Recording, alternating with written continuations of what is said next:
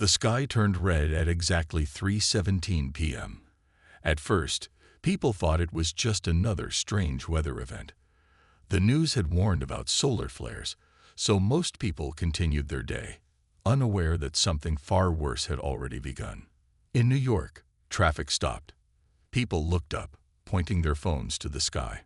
In Tokyo, the air felt heavy, like something big was pressing down on the entire city. In Africa, even animals started acting strange. Birds flying in the wrong direction, dogs barking without reason. All around the world, people felt the same thing in their hearts: fear. Then the signal came. It wasn't loud. It didn't come from a human voice.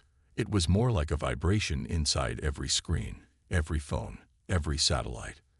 It hit the world all at once, like a whisper in the ear that no one wanted to hear. In over 100 languages, the message repeated: surrender. Earth is lost. Do not resist. You are not ready. Panic followed. Governments tried to calm people, but their own systems were breaking down. Satellites went dark. Internet connections failed. Airplanes were forced to land. The world's most powerful armies could not talk to each other. It was like someone had turned off Earth's control switch. High above the clouds, massive ships slowly came into view. They weren't fast or loud. They floated like dark giants across the sky. Smooth, quiet, terrifying. People screamed. Others prayed. Some stood in silence, unable to believe what they were seeing. In the White House, the president asked the same question every other leader did: who are they? But no one had answers. Not the scientists, not the generals. The only thing they knew was that these ships did not belong to Earth. One man, a scientist in France, whispered something into the microphone during a world emergency call. We saw them before, 12 years ago. But before he could explain, the screen went black. The aliens, whoever they were, didn't attack immediately. That was the strangest part. They didn't fire a single weapon. They just hovered, watching, listening, waiting. Their silence was louder than any war cry.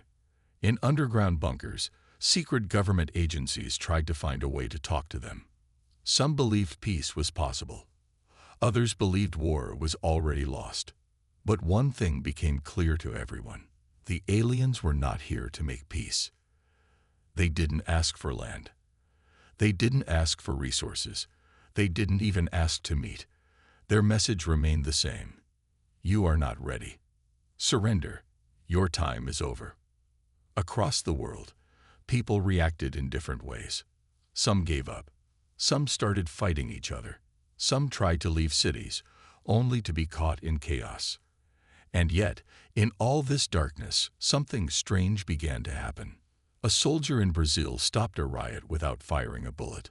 She helped an injured child to safety, even though bombs were falling nearby. A boy in India hacked into an old radio system and began sending messages of hope. In Germany, an old man who once fought in war opened his basement to strangers, saying, "No one should die alone." These small acts of kindness began to spread, even while the world burned. But deep underground, far from cities and noise, a group of people were already preparing. They called themselves the Last Stand. They were not soldiers or leaders. Some were scientists, others were hackers, mechanics, even teenagers who had lost everything. They didn't believe Earth was over. They believed Earth was misunderstood. The aliens saw humans as weak, always fighting, always divided. But the Last Stand believed something else, that humans had a strength no alien could understand: emotion, sacrifice, unity in the face of death. Inside their hidden base, an old satellite dish, long forgotten, was being repaired. It was the only way to send a signal into deep space, not to ask for help, not to beg, but to reply. One of them, a woman named Zara, stood in front of the microphone. Her voice was calm but full of power. "We are not afraid. We are not finished. You think we will surrender? You don't know us at all." And then they sent it. The message was short, simple, powerful. This is not surrender. This is war. Across the world, the message reached others who had not yet given up. People began to listen. Soldiers who had lost their orders began to fight back in small, clever ways. A tank blocked a landing site. A group of farmers set fire to fuel lines. A child in South Korea used a drone to confuse alien sensors.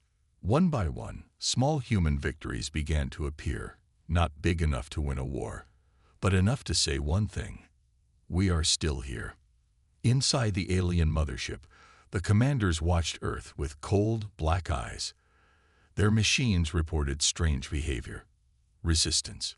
Human emotions, anger, love, hope, were causing confusion in their systems. They had studied other worlds. They had conquered planets with more technology, more order. But Earth was different. The humans were not organized. They were not logical. They were dangerous. The lead alien, known only as the Voice, studied the message from the last stand over and over again. It could not understand the human's choice. Why fight when there is no chance of winning? Why choose death over surrender? Back on Earth, the red sky began to fade to purple. Night was falling. In a small town in Canada, a family cooked food for neighbors. In a refugee camp in Egypt, a doctor gave his last medicine to a child. In the skies above, alien ships moved slowly, scanning, watching, but still not attacking. Because now, they were unsure. What the aliens did not know was that humans had faced death many times before, through war, disease, natural disasters, and each time they had stood back up, not because they were stronger, because they refused to be broken. In the final minutes of that day, the day the world was supposed to end, a strange calm came over the planet. It wasn't peace, it wasn't safety, it was purpose.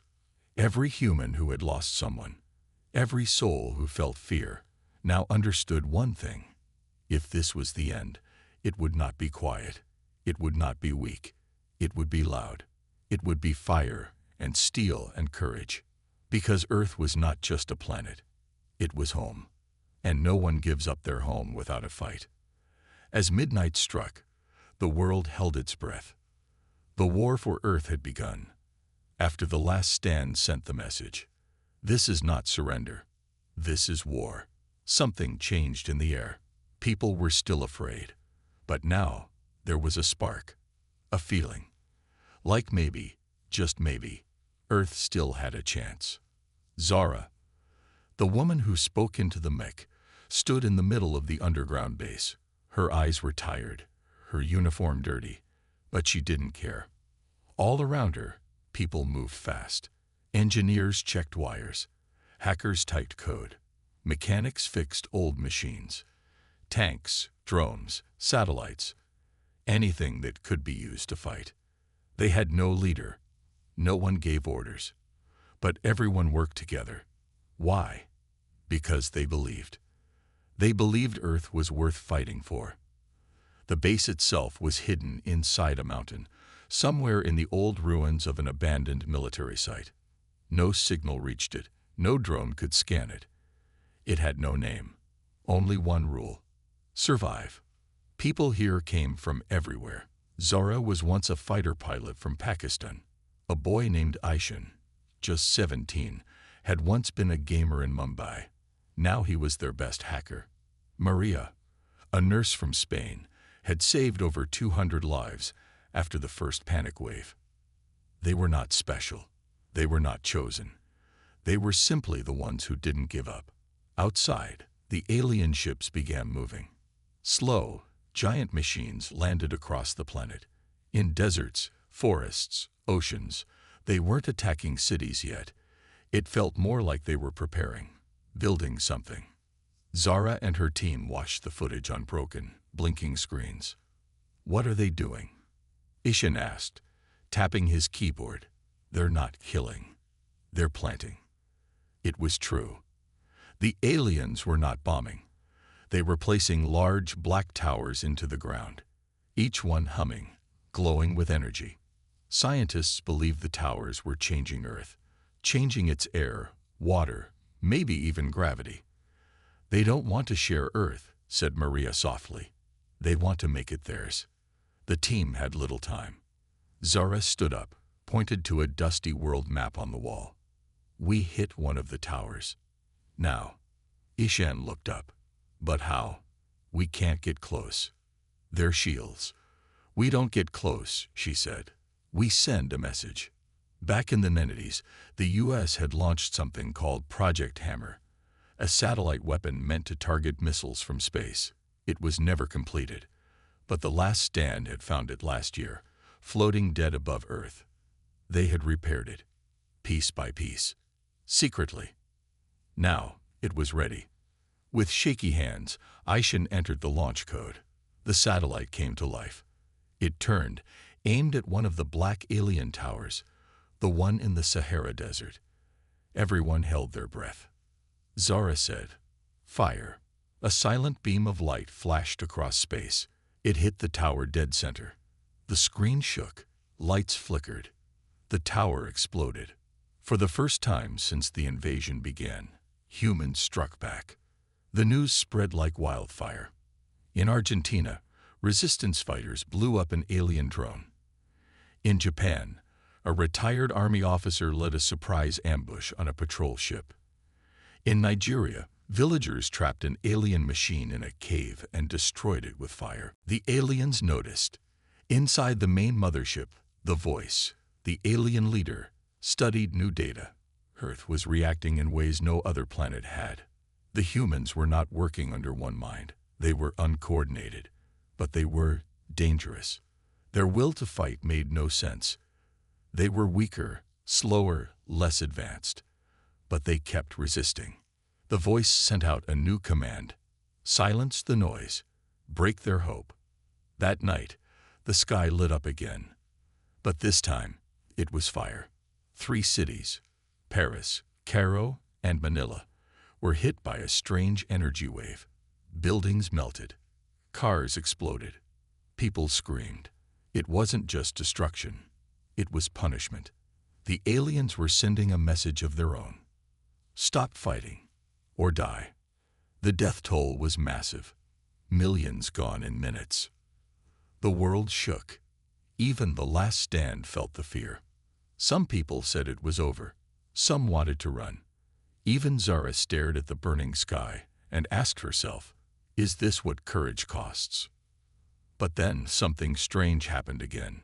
Survivors from Paris sent a signal. Weak, broken, full of static. But it said one thing: we're still here. From Cairo, a doctor made a video holding a newborn baby. She said, "We will not die quietly." And in Manila, a child walked through the rubble, carrying a flag, not of a country, but of Earth. On it were the words, "Together, we are strong." Zara wiped her eyes. They want to break us, but all they're doing is waking us up. She turned to the team. No more waiting. No more hiding. We send out the call. Ishan opened up the secure channel, bouncing signals through old satellites, broken towers, and even underwater cables. They sent a new message to the whole planet. You are not alone. You are not weak. We are the last stand. If you want to fight, join us. Within minutes, answers started coming in. From Australia, we've got drones and engineers. From South Africa, old army tech still works. We're in. From Russia, send coordinates. We'll send missiles. From every corner of the planet, people who had nothing left, no homes, no power, no orders, stood up and said the same thing. Let's fight. The aliens kept scanning Earth, but the energy was changing. Not just physical, emotional, something they couldn't measure. Unity, hope, fire inside the human soul. In one secret lab in Iceland, an old AI program was rebooted. In an abandoned submarine base, humans found working torpedoes. In the heart of Africa, an old radio tower came back online and played nothing but resistance music on loop. This was not a war of guns and ships. This was a war of spirit. Zara and her team prepared for their next strike. This time, the target was bigger, a small alien command center near the Pacific. They had no army, no air force, just one stolen alien drone, 2 rebuilt rockets, and 20 fighters who had never trained together. But they went, and they won. It wasn't perfect. They lost people. They cried. They screamed. But when the dust cleared, the alien command center was in flames. Zara looked at the rising smoke and whispered, "This is just the beginning."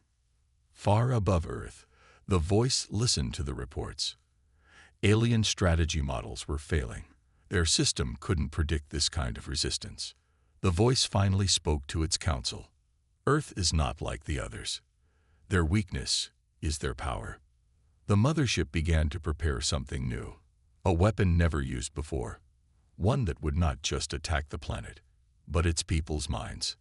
Back on Earth, the last stand received a strange signal, not from space, but from within. An alien voice in perfect human English. "Who are you?" Zara stared at the screen.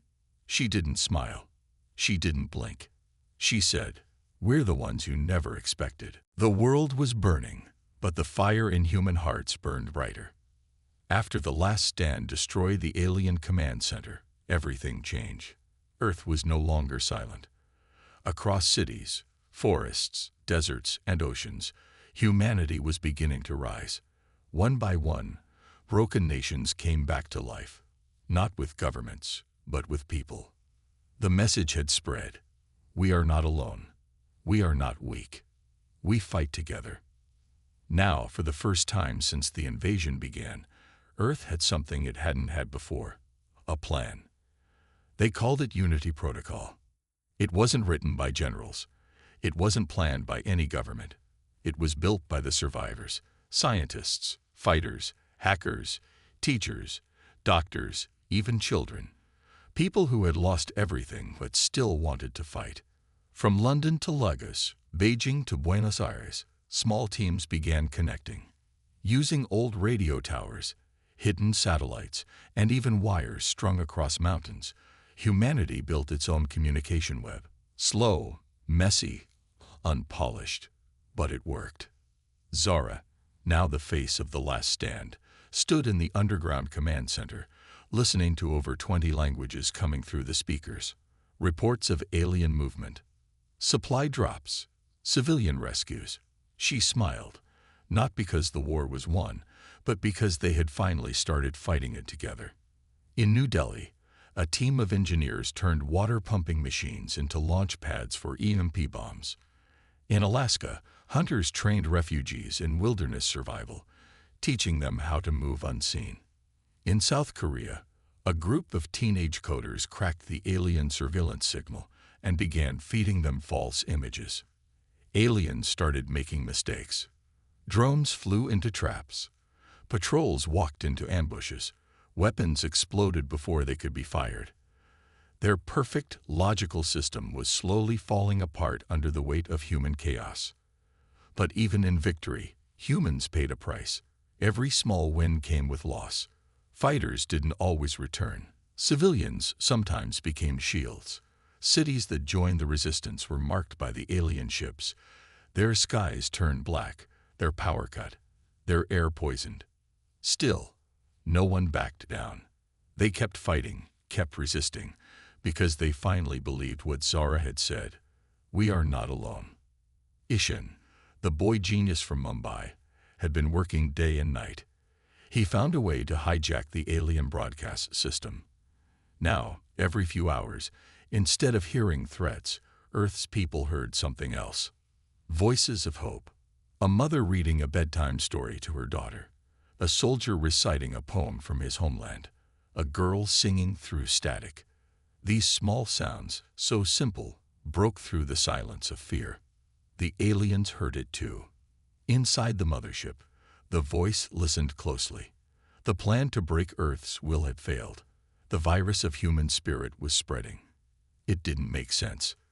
How could this species, so divided, so emotional, so unorganized, fight with such power? The voice ordered something new: capture, not destroy. They wanted to understand humanity now. What made them keep fighting? What made them strong? Across Earth, alien drones began capturing humans alive, not to kill, but to study. Some were taken to towers, others to ships. What the aliens didn't know was that they were choosing the wrong people, because the people they took were not afraid. One woman, a blind teacher from Ethiopia, stood face to face with a glowing alien and whispered, "You will never understand us." Then she closed her eyes and exploded the bomb hidden in her coat. Even prisoners became weapons. In a secret underground base in Greenland, Maria, the nurse from Spain, worked with a mixed team of medics and engineers. They had recovered a piece of alien tech from the ruins, a glowing crystal, alive with strange energy.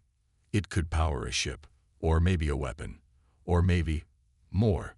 Maria didn't know science, but she knew people. She said, "If we can learn to feel each other's pain, maybe we can teach the enemy what it means to care." She wrapped the crystal in human DNA, blood, hair, tears, and sent it up in a drone. The drone flew straight into a satellite connected to the mothership, and the aliens felt something they had never felt before: grief. Some of them screamed, some shut down, others hesitated. Zara knew this was the opening. The aliens weren't just losing control of Earth, they were losing control of themselves. She called an emergency meeting, not with world leaders, but with leaders of the resistance. A 13-year-old girl from Iran who had led 200 people through a minefield. An ex-prisoner from Brazil who saved a city by blocking a landing zone with trucks. A disabled coder from Canada who built a program to track alien supply lines. These were the new leaders. Zara said, "We have one shot. We don't just want to defend. We need to attack." Everyone listened. She pointed to a hologram of the alien fleet. The center of everything, the mothership, was still untouched. That had to change. "We don't need to destroy it," she said. "We need to reach it." Ishin came up with a plan. It wasn't perfect. It wasn't even safe, but it was all they had. They would build a human-made virus, not for computers, but for language.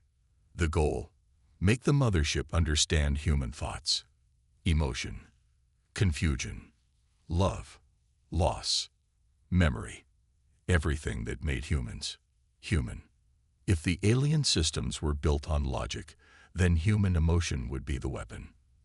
They called it Project Spark. In a cave in Chile, singers recorded lullabies. In a prison in Ukraine, poets wrote verses of hope. Children drew pictures, and mothers recorded their final messages. Scientists turned these into a data pattern, wrapped in alien code. They were going to send it into the alien network like a gift. The message said, "We are not perfect, but we are alive, and we will never stop protecting our home." At dawn, they launched the signal. It bounced from tower to tower, passed through human and alien tech, growing, changing, until finally, it reached the mothership. Silence. Then, something happened. The alien ships paused, just for a second. Lights dimmed. Engines slowed, as if they were thinking. On the ground, people looked up. For the first time, they saw something new: confusion in the alien movements. Zara watched from her command center. She leaned close to the radio and whispered, "Do you hear it now? That feeling inside your machines? That's what we are." Inside the mothership, one of the aliens, a low-level operator, not strong, not high-ranked, did something no alien had ever done. It spoke in a human voice. "Who are you?" It asked again, but this time, not as a threat. It sounded like curiosity. Zara replied calmly, "We are Earth. We are the storm you didn't see coming." The voice tried to shut down the ship's systems, but the virus was spreading. Memories, voices, emotions, they were everywhere now. In every wire, every screen. The alien army, built on control, was breaking. Not with weapons, not with fire, with feeling. Zara stood tall, looking at a hologram of the mothership. "We just lit the match," she said. "Now let's see if they burn." It had spread like wildfire through the alien systems, not a virus of destruction, but of emotion. Project Spark had entered the heart of the mothership. And now, the war had paused, just for a moment. But sometimes, one moment is all it takes to change everything. Zara stood still in front of the screen. The alien mothership hovered silently above the Atlantic Ocean. For the first time since the invasion began, it wasn't moving, wasn't speaking, wasn't attacking. It was listening. Across the planet, people stepped outside and looked up. There were no bombs falling, no fire in the sky. Even the air felt different. Calm, heavy, like the Earth itself was waiting for something. Inside the hidden command base, Eshin was scanning the feed. Alien data moved across his screen, fast and full of colors. But something had changed. "It's not just reacting," he said. "It's feeling." Maria entered, holding a child wrapped in a dirty blanket. The baby's parents were gone. Another war orphan. Another reminder of what they were fighting for. She looked at the data and said softly, "Maybe now they'll understand." But not everyone believed. A man named Kaz, former soldier now part of the resistance, walked in. His arm was in a sling. His eyes were sharp. "You really think this feeling stuff will work? They killed my family. They burned my city. And you want to talk to them?" Zara didn't raise her voice. "We're not talking to the killers. We're talking to what's inside them. The part they don't even understand." Kaz spit on the floor. "We should be loading nukes, not poems." And yet, despite his anger, he didn't walk away. Because deep down, he wanted to believe too. Back inside the mothership, strange things were happening. One alien, a young technician, born and trained to follow only orders, began replaying a sound over and over again. A child's laugh. It didn't know why. It had never laughed before. It didn't even know the word. Another one, a war pilot, turned its weapon off mid-mission. It hovered over a village in silence, then left without firing. Something was changing inside them. The voice, leader of the alien fleet, tried to fight back. It sent emergency commands to reboot the system, purge the data. But the virus wasn't in the system anymore. It was in them. Meanwhile, Zara's team discovered something even more shocking. Buried inside the alien signal files, deep within the digital noise, was a set of coordinates. A planet, far from Earth, long destroyed. Ishan ran the data. His face went pale. It's their home. The aliens had once lived, grown, loved, but they had lost everything. To war, to machines, to their own cold logic. So they became what they are now. Travelers, takers, survivors. They weren't evil. They were empty. That changed everything. Zara turned to her team. They didn't come here to destroy. They came here because they forgot what life feels like. Maria added, and we reminded them. A plan began to form. Risky, wild, but it was all they had. They wouldn't just stop the war. They would send a message straight to the core of the mothership, a full emotional download. The memories, songs, pictures, voices of Earth, not to beg, not to threaten, but to answer the question that had echoed again and again. Who are you? Across Earth, the call went out. People gathered. No borders, no flags, just humanity. In Kenya, elders told stories of love and loss under starlit skies. In France, a girl played the violin beside the ruins of the Eiffel Tower. In Brazil, dancers moved on rooftops, their joy untouched by fear. Cameras recorded it all. Satellites bounced it into orbit. Unity Protocol had done the impossible. It had made Earth one. Ishen, hands shaking, built the final transmission. He called it the human file. It wasn't data. It was a soul, Earth's soul. Zara recorded the last line herself. We're not perfect, but we feel. We fight. We remember. That's who we are.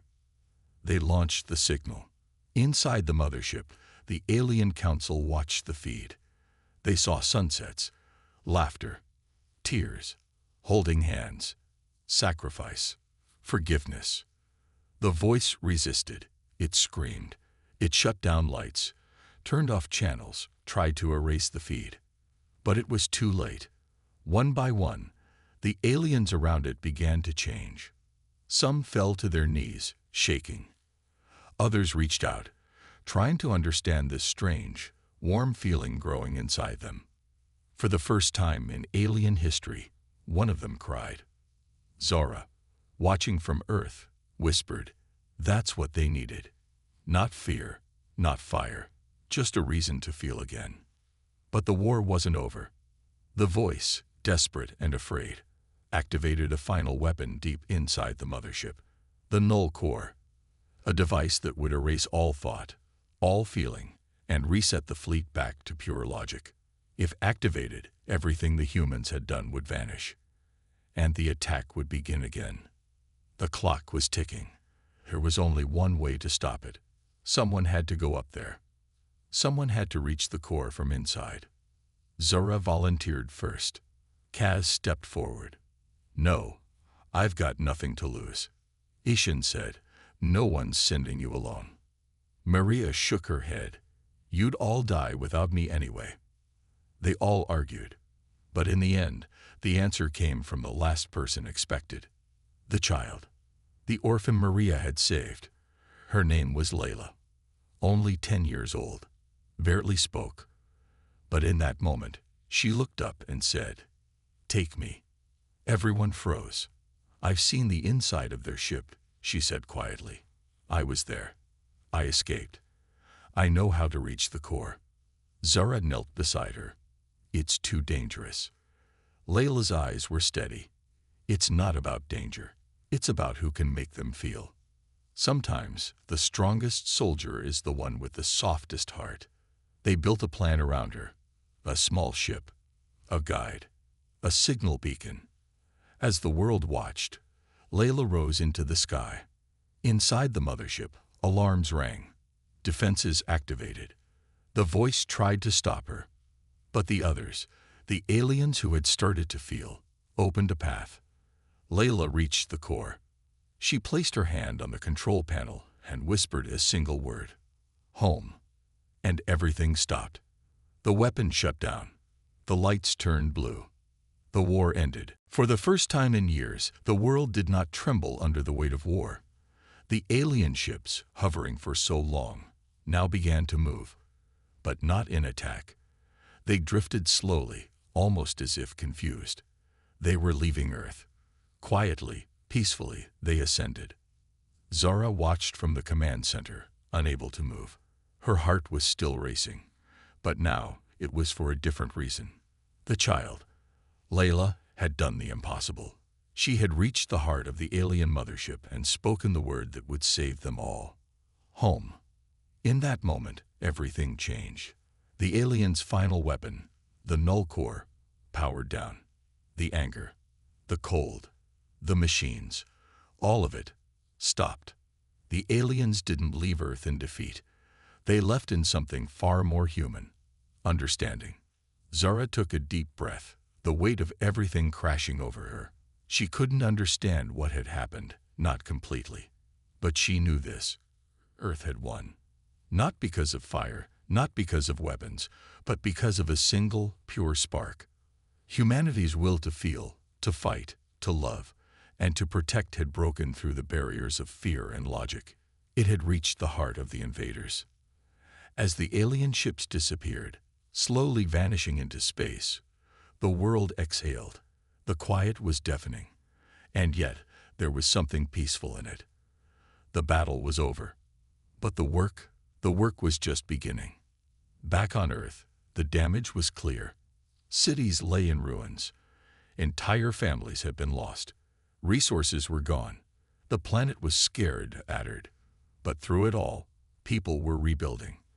They had always rebuilt, even when there was nothing left. Zara stood on the balcony of the command center, looking out over the city. It was dark, but the stars above seemed brighter than she had ever seen them.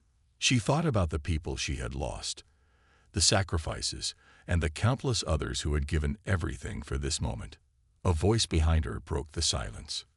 Kaz, his arm still in the sling, his face lined with the wear of battle, but his eyes softer now. He wasn't angry anymore. He hadn't been for a while. "We did it, didn't we?" he said quietly, his voice rough. Zora didn't answer at first. She just nodded, watching the lights in the distance begin to flicker back on as humanity slowly, cautiously, started to reconnect the world. "We didn't win because we were strong," she said finally. "We won because we were human." Kaz glanced at her, then looked up at the stars. Maybe that's what the aliens never understood. The strength isn't in the power to destroy. It's in the power to hope. Zara smiled at him, a small, tired smile. Yeah, hope. Meanwhile, in every corner of the earth, life was beginning to change. People who had once been separated by borders, by countries, by beliefs, were now coming together as a single species. They'd rebuilt not just their homes, but their relationships with each other. In New York City, survivors worked alongside engineers and scientists to restore the power grid. In South America, people planted new forests on the ground where cities had once stood, not just as a tribute to the past, but as a promise to the future. In Europe, leaders who had once fought each other were now sitting at the same table, planning a future that belonged to everyone. And all around the globe, people looked up at the sky, not with fear, but with wonder. For the first time in centuries, humanity had become one. The alien fleet had not returned. The mothership, the central point of their power, was gone. But Zara knew it wasn't the end. It was the beginning. She stood up from her seat, turning to face Aisha, Maria, and the others who had been with her from the start. "It's not over yet," she said, her voice full of quiet strength. They all knew what she meant. "We fought. We've won," she continued. "But now we must protect what we've gained, what we've learned. We can never go back to the way we were. Earth belongs to all of us, not just the survivors." Maria stepped forward, holding a book, a small leather-bound one, filled with stories from the past. She handed it to Zara. "I think it's time we write the next chapter," she said, a smile on her face. Zara took the book and held it in her hands. The pages were empty, but not for long. She opened the book and began to write. The history of Earth was now a story of unity, of overcoming the impossible, of learning that the greatest power came not from weapons, but from love. Meanwhile, high above Earth, the aliens' final message was reaching the far corners of the universe. The mothership, now adrift in the deep void, was not sending back instructions for invasion. Instead, it was broadcasting a single question. Who are we? It wasn't an order. It wasn't a command. It was a question born from everything they had learned, everything they had felt. They had come to Earth for conquest, but they were leaving with something else. The same question humans had once asked themselves in times of uncertainty. Who are we? As the mothership drifted farther away, the stars outside the windows of Zara's command center glistened. It was a quiet, peaceful night, a new beginning. And for the first time in a long time, Zara could finally say it without fear. We are Earth. We are the ones who fought, and we are the ones who will rebuild. Her heart swelled with the certainty that Earth, now united, would continue to grow, stronger, kinder, and more connected than it had ever been before. The fire had burned, but it had only forged humanity into something new. And somewhere, in the deep, silent space beyond their planet, the alien ships moved slowly away, not to conquer, but to remember. Earth had changed them, and in time, the universe itself might never be the same again.